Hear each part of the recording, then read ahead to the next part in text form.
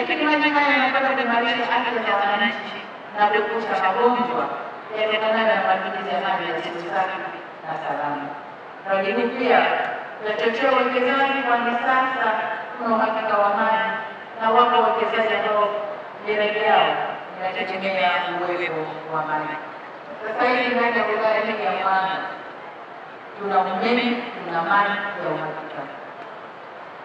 Umeme unakatika katika maeneo ya kaskazini, lakini serikali inachukua hatua ya kununua umeme mwingi maalum kwa mikoa hii ya kaskazini, ili umeme upatikane masaa 24 muda wote bila kutatiza.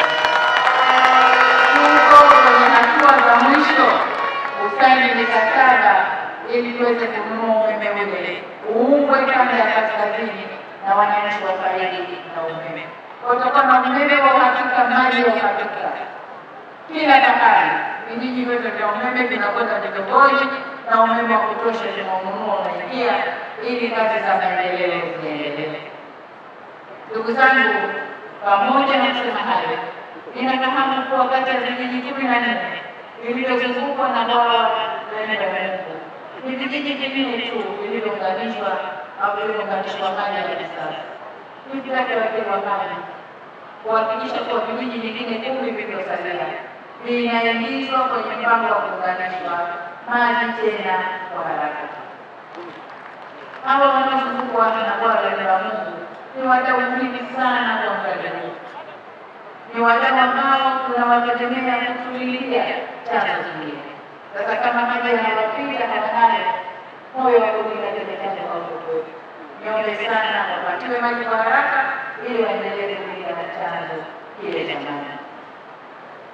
Kwa upande mwingine, nafahamu kwamba kule ambapo miundombinu ya maji imepita, mamlaka ya maji safi na usafi wa mazingira ya Same Mwanza tayari imeunganisha kaya zaidi ya 1500 kama msitulali mwaka jana hadi sasa. Lakini nitoe rai kwenu kwamba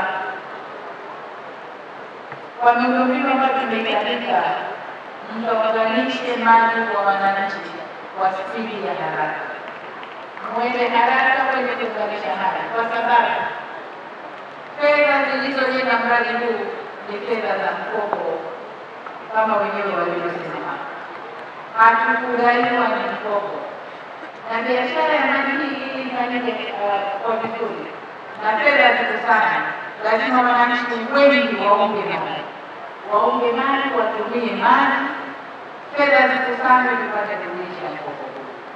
Kwa hiyo jinsi tutakavyokuwa tunawaungia wananchi wengi, ndivyo tutakavyoweza kufanya fedha zaidi na tunaweza kulipa mkopo wetu. Lakini nitoe msaada katika kuunganisha huko na kuwasimamia wananchi wote. Tafadhali waziri, simamia wananchi hawa wasije kubadilishwa bibi jamani. Nilikwambia nyuma na nadia, najua bado hujapata uwezo mkubwa. Nitakuta mita ambazo mtu atalipa maji jinsi anavyotumia.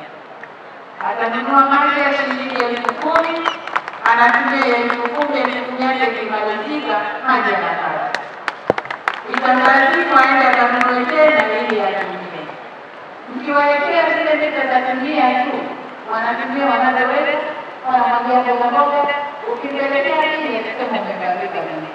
Kwa hiyo jitahidi mpate mita zile za kulipia kwanza ndipo utumie maji ili maji yalete